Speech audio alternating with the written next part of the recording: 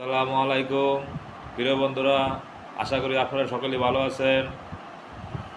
আজকে আমি গল্পের মতো করিয়া মাদকদ্রব্য নিয়ন্ত্রণ আইন 2018 এর কিছু দ্বারা শেখানোর চেষ্টা করিব। গল্পটি হলো, যখন ব্যক্তি প্রথমবার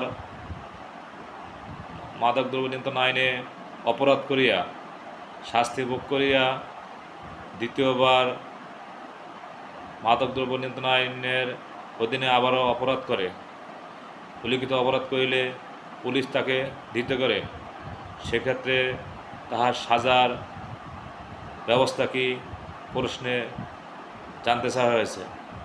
আমরা জানি মাদকদ্রব্য নিয়ন্ত্রণ আইন 2018 এর 36-এর 2 ধারায় বলা হয়েছে, যে ব্যক্তি প্রথমবার দণ্ড ভোগ করিয়া দ্বিতীয়বার দণ্ডপ্রাপ্ত হয়, তাহার শাস্তি যদি মৃত্যুদণ্ড বা যাবজ্জীবন কারাদণ্ড না হয়, তাহলে তিনি যে অপরাধ করিয়াছে তাহার দ্বিগুণ শাস্তির বিধান রাখা হয়েছে।